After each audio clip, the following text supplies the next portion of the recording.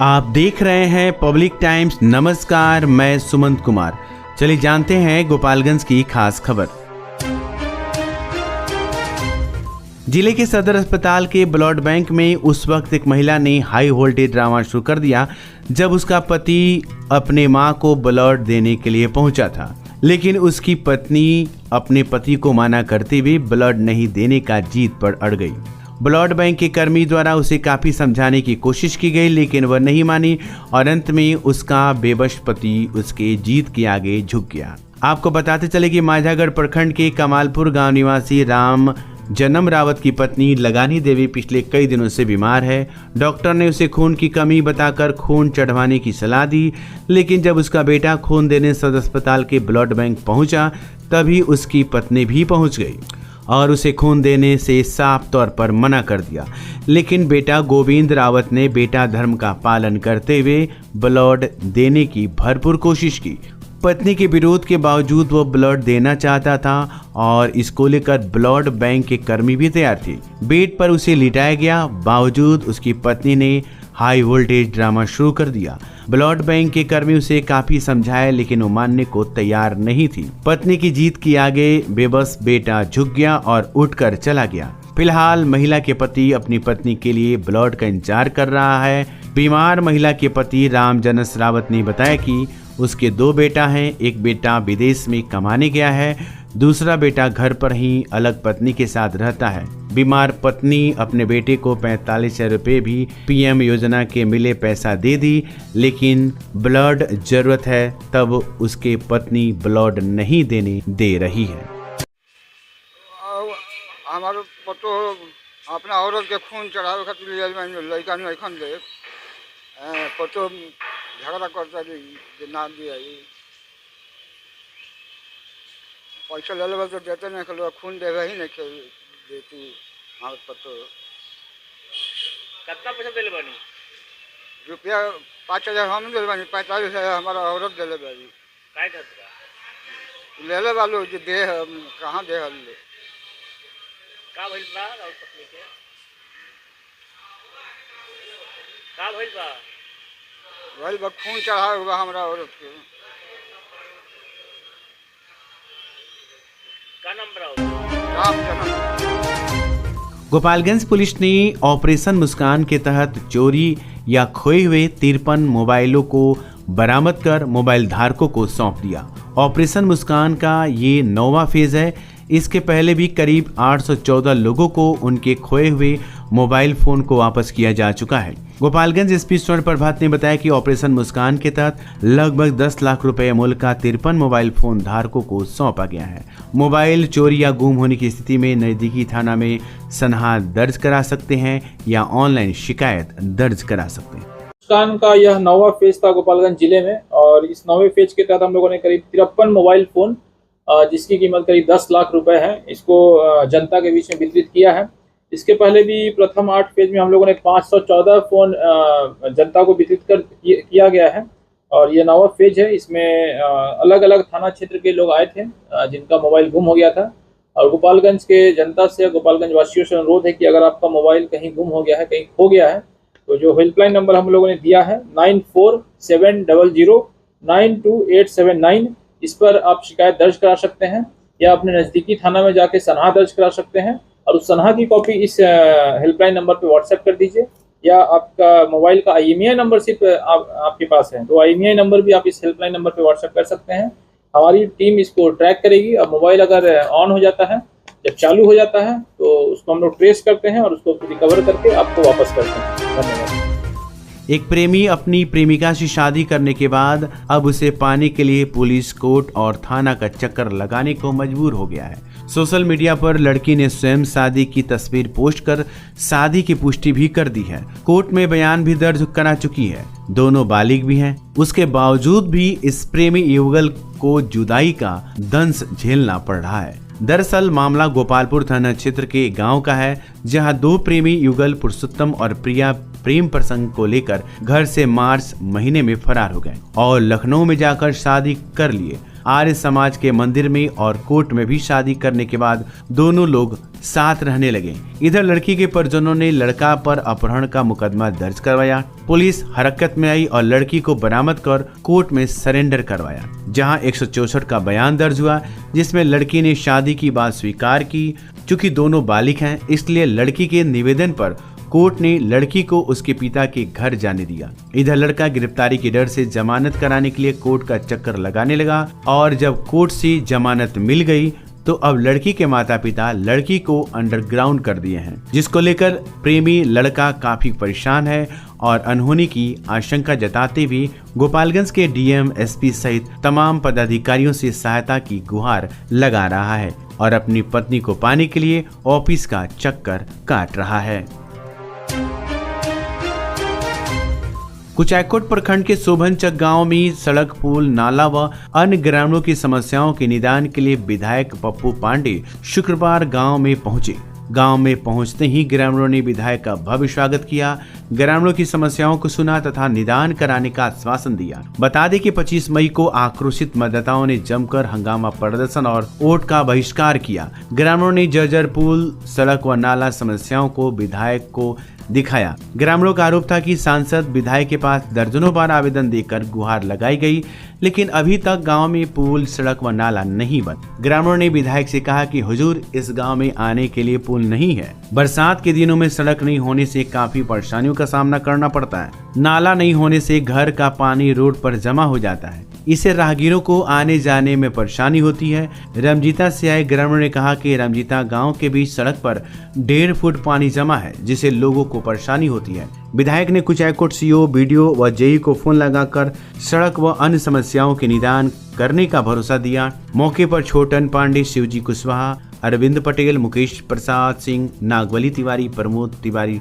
शंभुनाथ तिवारी, सत्येंद्र सिंह, अखिलेश सिंह, मुरारी शाह, आमिर पटेल, शैलेश पांडे, प्रभाकर पांडे, सुनील पांडे, बंशीधर सहित सैकड़ों की संख्या में ग्रामीण मौजूद रहे।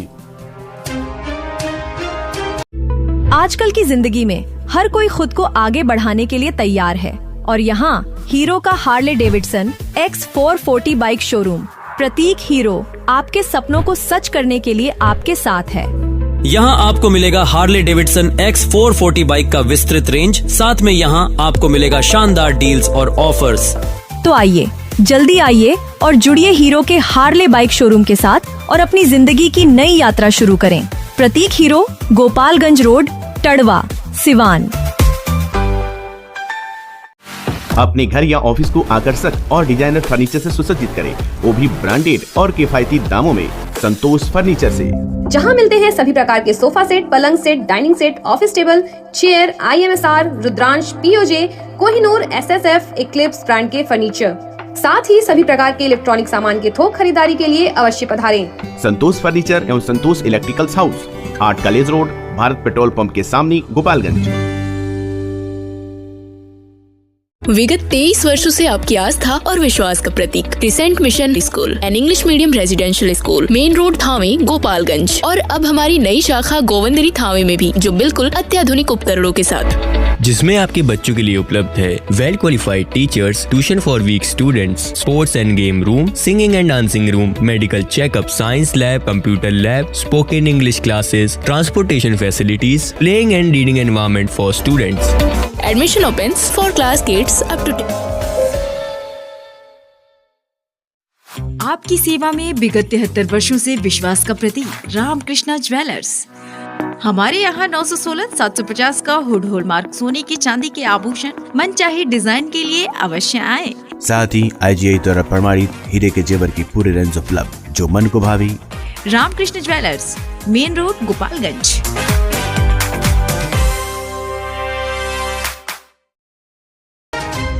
पूर्वोत्तर रेलवे के थावे जंक्शन पर साफ सफाई के कर्मी के भरोसे सफाई नहीं होने के कचरे का अंबार लगा हुआ है। उस कचरे से बदबू निकल रही है। विदित हो कि थावे जंक्शन का चयन अमृत योजना के तहत किया गया। सौंदर्यीकरण करने के लिए भारत सरकार के द्वारा करोड़ रुपए खर्च किए गए, वो भी कार्य अधूरा पड़ा हुआ है। अमृत योजना के तहत चयन होने के बावजूद भी थावे जंक्शन के स्टेशन परिसर, यात्री प्रतीक्षालय, टिकट काउंटर, स्टेशन के बाहर तथा स्टेशन के कचरे का अंबार लगा हुआ है। पूरे स्टेशन की साफ सफाई मात्र एक सफाई कर्मी प्यारे लाल के जिम्मे है, जो कभी आता है कभी नहीं आता है। हमेशा ड्यूटी पर नहीं आने से इसकी शिकायत स्टेशन अधीक्षक के द्वारा कई बार रेलवे के वरीय अधिकारियों को भी दी गई। इस पर अधिकारियों के द्वारा अभी तक कोई ठोस कदम नहीं उठाया गया है। जिस स्टेशन पर बराबर कचरा जमा रहता है, थावे जंक्शन पर दूर दराज से हमेशा थावे दुर्गा मंदिर में पूजा अर्चना के लिए श्रद्धालु हजारों की संख्या में आते जाते रहते हैं। श्रद्धालु बदबूदार कचरे पर चलकर थावे दुर्गा मंदिर में पूजा अर्चना के लिए मजबूर हैं। इस संबंध में स्टेशन मास्टर सत्यनारायण प्रसाद ने बताया कि स्टेशन की साफ सफाई एक कर्मचारी के भरोसे है, जो बराबर नहीं आता है। इसकी शिकायत बनारसी मंडल में वरीय अधिकारियों को दे दी गई है। स्टेशन मास्टर ने बताया कि स्टेशनों की साफ सफाई प्राइवेट सफाई कर्मियों को दिया जाता तो स्टेशन साफ सफाई से चकाचक रहता। गोपालगंज नगर थाना की पुलिस ने चोरी के 2 मोटरसाइकिल के साथ 2 लोगों को गिरफ्तार कर लिया है। ये आरोपी सोनू मियां उर्फ इमामुद्दीन तथा निजामुद्दीन आलम उर्फ टीमल बताए जा रहे हैं। ये दोनों आरोपी नगर थाना क्षेत्र के ही बशीला गांव के निवासी हैं।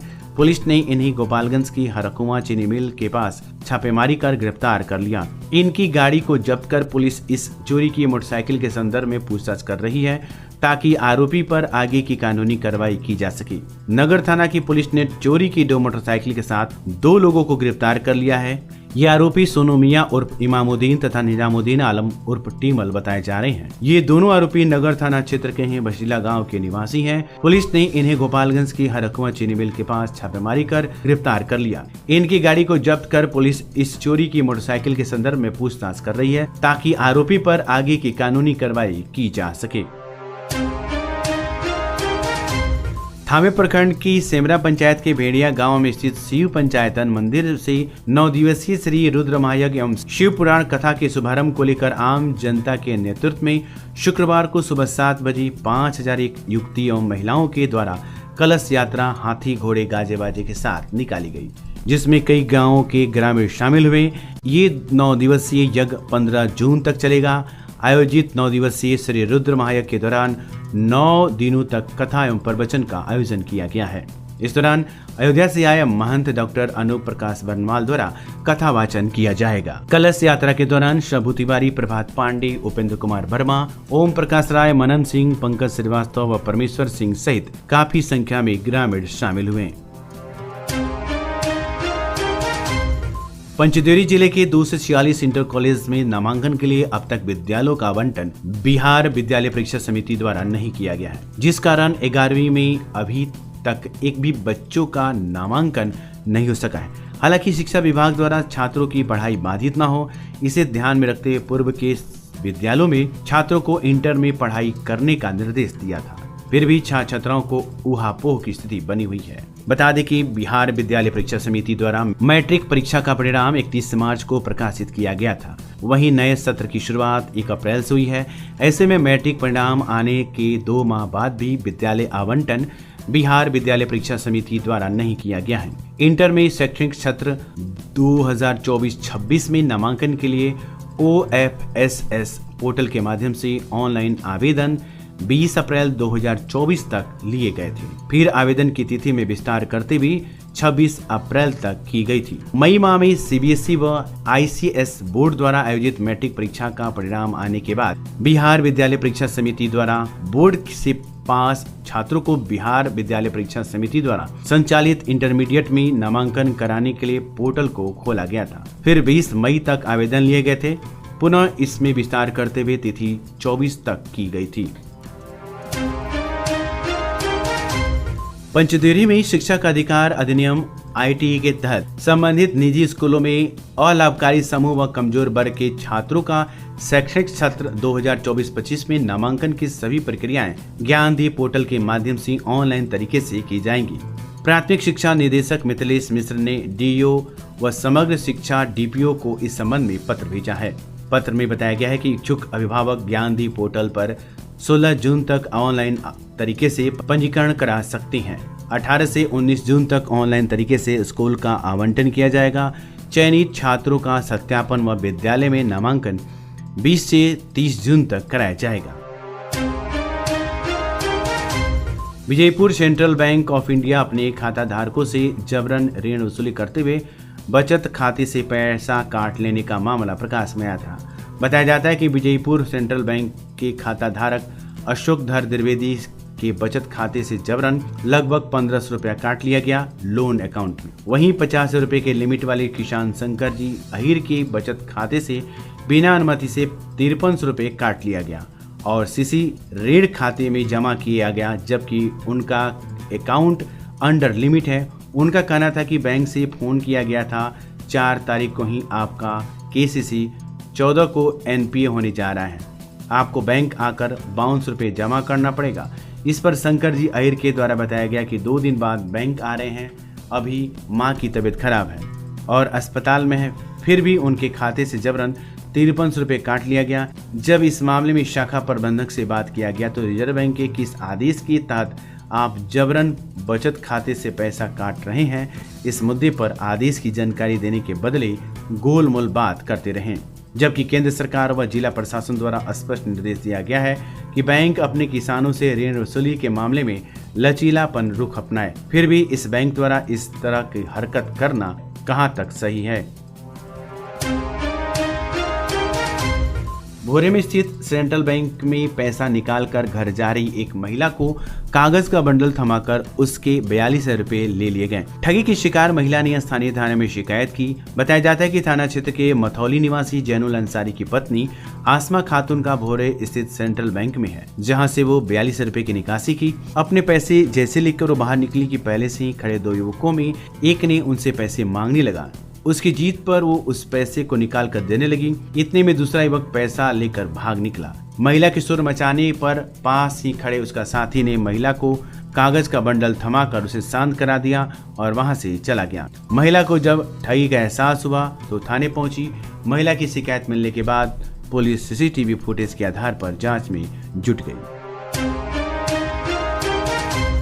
भोरे स्थानीय थाना क्षेत्र के एक गांव में शादी की नियत से किशोरी का अपहरण कर लिया गया है। मामले में लड़की के पिता ने स्थानीय थाने में 4 लोगों के खिलाफ नामजद प्राथमिकी दर्ज कराई है। थाना क्षेत्र के एक गांव निवासी लड़की के पिता ने आरोप लगाया है कि मेरी नाबालिग पुत्री को रघुनाथपुर टोला बिलुरवा गांव के अमित कुमार यादव, सुनैना देवी, राहुल यादव और खुशी कुमारी में एक साजिश के तहत अपहरण कर लिया है। हमको संदेह है कि शादी की नियत से मेरी पुत्री का अपहरण कर लिया गया है। मामले में पुलिस प्राथमिकी दर्ज कर छानबीन कर रही है। तो ये थी गोपालगंज की खास खबर। आपका दिन शुभ हो। धन्यवाद।